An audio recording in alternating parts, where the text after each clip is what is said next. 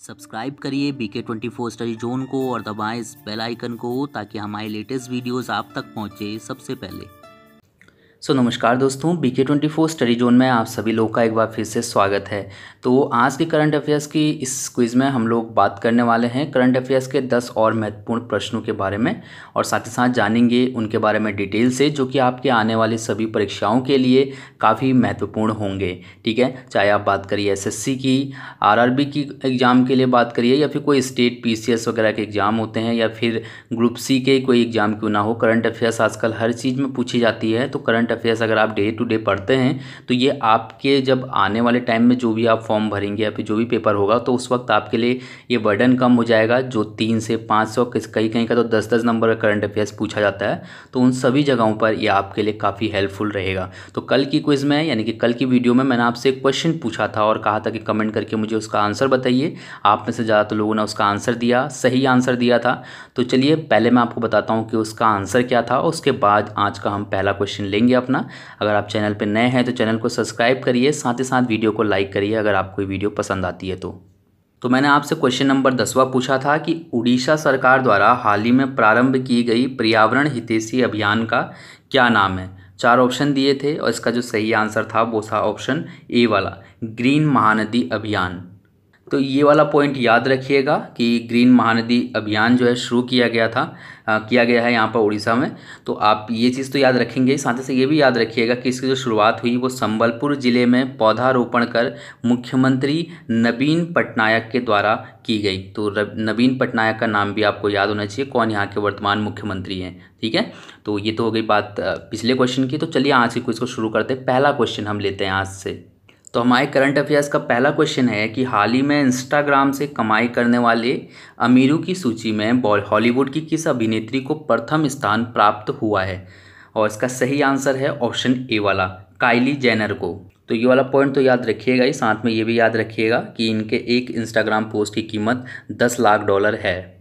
इसके बाद question number 2 है, काफ़ी महत्वपूर्ण क्वेश्चन है ये कि हाल ही में किस राज्य सरकार ने राज्य की आदिवासी जनसांख्यिकी को उजागर करने हेतु अपना पहला जनजातीय एटलस जारी किया है। 4 ऑप्शन है और इसका सही आंसर है ऑप्शन बी वाला, उड़ीसा ने। यहाँ से अगर आप कुछ पॉइंट याद कर लें तो आपके लिए अच्छा होगा।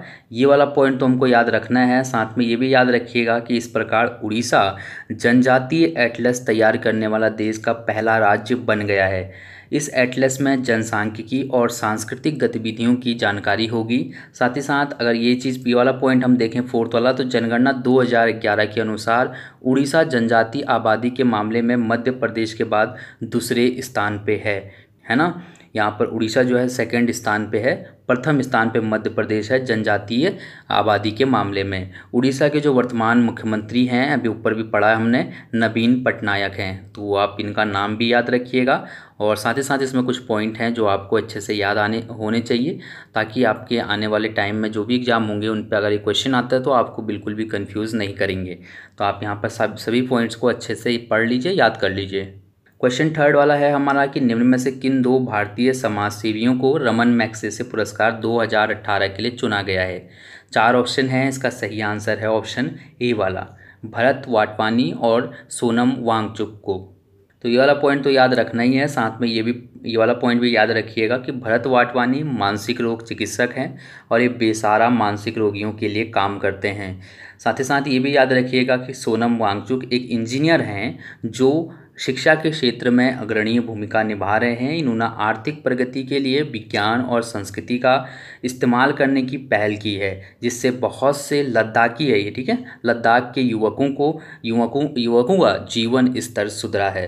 तो इन्होंने काफ़ी कार्य किए हैं और मुफ्त शिक्षा भी ये दे रहे हैं, और इंजीनियर हैं तो ये मुफ्त शिक्षा दे रहे हैं, पढ़ा रहे हैं वहाँ पर। काफ़ी इन्होंने जो नवयुवक हैं उनके लिए बहुत से काम किए हैं, तो उसी के लिए जो है इनको मैग्सेसे पुरस्कार दिया जा रहा है, रमन मैग्सेसे पुरस्कार 2018। ये वाला पॉइंट और ये वाला पॉइंट आपके जीके से रिलेटेड पॉइंट हैं, काफ़ी इंपॉर्टेंट पॉइंट है ये वाले कि रमन मैग्सेसे पुरस्कार एशिया का सबसे बड़ा पुरस्कार माना जाता है इसको, और इसे एशिया का नोबेल पुरस्कार भी कहा जाता है। तो आप ये पॉइंट भी याद कर लीजिएगा साथ ही में, ठीक है। चौथा क्वेश्चन है हमारा कि हाल ही में किन दो कंपनियों के विलय की मंजूरी केंद्र सरकार द्वारा प्रदान की गई है। कौन सी दो कंपनियां हैं जिनका विलय होने वाला है और उनको जो है मंजूरी दे दी गई है। सही आंसर है इसका ऑप्शन बी वाला, वोडाफोन और आइडिया। तो ये वाला हमें पता है, ये वाला भी याद रखिएगा कि इस प्रकार ये कंपनी देश की सबसे बड़ी मोबाइल ऑपरेटर कंपनी बन जाएगी जब इन दोनों का विलय होगा। और इनके विलय के बाद जो नई कंपनी का जो नाम रखा जाएगा वो रखा जाएगा वोडाफोन आइडिया लिमिटेड। तो अभी इसको मंजूरी प्रदान की गई है। जैसे ही इसके जो है बनेगा, ये हम दोनों का विलय हो जाएगा, वैसे ही जो है ये कंपनी भारत की सबसे बड़ी मोबाइल ऑपरेटर कंपनी बन जाएगी। क्वेश्चन पाँचवा, ये भी काफ़ी इंपॉर्टेंट है कि हाल ही में पाकिस्तान में हुए चुनाव में जनरल सीट से नेशनल असेंबली का चुनाव जीतने वाले पहले हिंदू कौन बन गए हैं।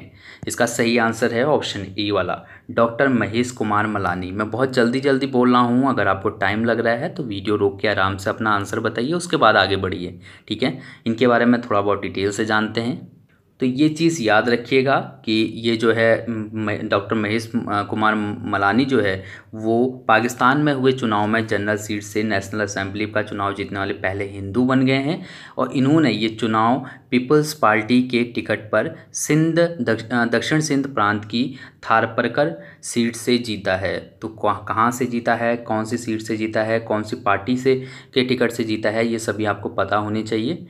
छठा क्वेश्चन है हमारा कि हाल ही में किस राज्य में पीपी या पी नल फेनोटाइप नामक अनोखे ब्लड ग्रुप का पता लगाया गया है। ये क्वेश्चन भी काफ़ी अच्छा है एग्जाम के लिए। इसका सही आंसर है ऑप्शन सी वाला, कर्नाटक। तो ये वाला याद रखिएगा। साथ ही साथ ये भी याद रखिएगा कि जो इसकी जो खोज की गई है, इसका जो पता लगाया गया है वो कस्तूरबा मेडिकल कॉलेज मणिपाल के द्वारा लगाया गया है।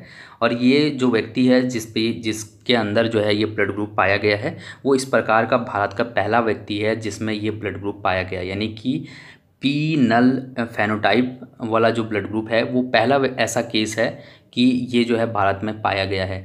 तो एक्चुअली में इसमें हुआ क्या था कि एक मरीज़ था, तो उस मरीज़ को जो है इमरजेंसी में जो है ब्लड की ज़रूरत थी, उसको ब्लड चढ़ाना था।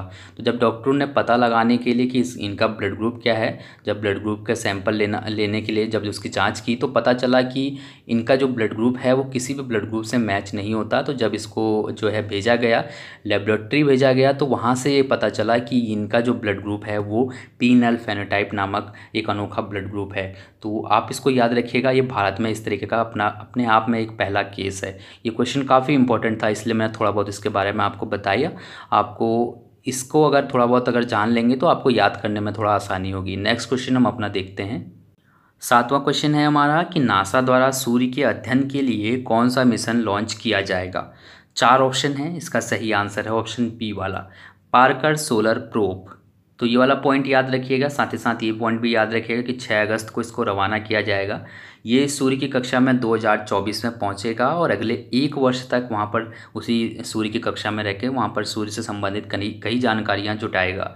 इसका जो वजन है वो करीब 612 किलो है और इसका जो नाम रखा गया है वो अमेरिका के वैज्ञानिक जॉन न्यूमैन पार्कर के नाम पर रखा गया है। तो आप ये भी याद रखिएगा कि किस वैज्ञानिक के नाम पे इसका नामकरण किया गया है। साथ ही साथ ये जो मिशन है इसका क्या नाम रखा गया है। तो ये क्वेश्चन काफ़ी अच्छा है एग्जाम के लिए, आप इसको याद कर सकते हैं। नेक्स्ट क्वेश्चन हम अपना लेते हैं। 8वां कि हाल ही में किस राज्य सरकार ने बेरोजगारी भत्ता समाप्त करने की घोषणा की है। इसका सही आंसर है ऑप्शन ए वाला, उत्तर प्रदेश ने। तो ये वाला पॉइंट याद रखना है। ये भी याद रखना है कि उत्तर प्रदेश में पहली बार जो बेरोजगारी भत्ता शुरू हुआ था वो 2006 में मुलायम सिंह यादव की सरकार में शुरू हुआ था, जो 30 वर्ष से अधिक उम्र के ऐसे युवाओं को दिया जाता है जो कि बेरोजगार होते हैं। बेरोजगार का मतलब किसी तरीके का सरकारी, अर्ध सरकारी, गैर सरकारी किसी भी तरीके का कोई काम नहीं करते हैं, उनको ये दिया जाता है। तो ये लास्ट वाला पॉइंट थोड़ा क्लियर जो है लिखा नहीं है, तो इसको आप देख लीजिएगा। ये जो है ऐसे बेरोजगारों को दिया जाता है जो पूरी तरीके से बेरोजगार हो, मतलब अगर आप कहीं पर भी काम करते हो तो ये भत्ता आपको नहीं मिलेगा। आई थिंक 1000 रुपये करीब दिया जाता था ये बेरोजगारी भत्ता किस्तों में। तो आप इसको याद कर लीजिएगा। उत्तर प्रदेश करंट अफेयर्स के लिए क्वेश्चन अच्छा है। क्वेश्चन 9th है कि हाल ही में पब्लिक अफेयर्स इंडेक्स द्वारा जारी सूची में निम्न में से कौन सा राज्य शीर्ष स्थान पर है, यानी कि पहले स्थान पे है। इसका सही आंसर है ऑप्शन डी वाला, केरल। तो केरल को जो है पहले स्थान पे रखा गया है। ये जो सूची जारी हुई थी ये 22 जुलाई 2018 को जारी हुई थी। केरल 2016 से लगातार प्रथम स्थान पर है। दूसरा स्थान जो मिला है वो तमिलनाडु को, तीसरा स्थान तेलंगाना को, चौथा स्थान कर्नाटक को और पांचवा स्थान गुजरात को। पब्लिक अफेयर कर सेंटर की जो नींव रखी गई थी भारत में वो 1994 यानी कि 1994 में रखी गई थी। इसका कार्य होता है शासन के कार्यों पर नज़र रखना और साथ ही साथ उसकी गुणवत्ता में सुधार लाने का प्रयास करना। और यही जो है भारत में राज्यों की जो प्रशासन की जो गुणवत्ता है उसी के आधार पे रैंकिंग करता है। तो रैंकिंग में पहला स्थान केरल को मिल रहा है लगातार 2016 से। इसके बाद क्वेश्चन नंबर 10वां, जिसका आंसर आप कमेंट करके मुझे बताएंगे। आपको नहीं आता है तो इसमें से गेस करिएगा कौन सा आंसर सही है, लेकिन कमेंट जरूर करिएगा। इसमें बताना है कि निम्न में से किस दिन भारत में सदी का सबसे लंबा पूर्ण चंद्र ग्रहण दिखाई दिया है। तो हमको ये कमेंट करके बताना है। तो आपको जो भी आंसर सही लगे कमेंट करके मुझे बताइए। साथ ही साथ बताइए आपको ये क्विज़ कैसी लगी। वीडियो पर लाइक करिए अगर पसंद आया, नहीं पसंद आया तो डिसलाइक तब भी करिए। तो थैंक यू सो मच दोस्तों इस वीडियो को देखने के लिए। किसी प्रकार का कोई सजेशन हो कमेंट बॉक्स में ज़रूर लिखिएगा।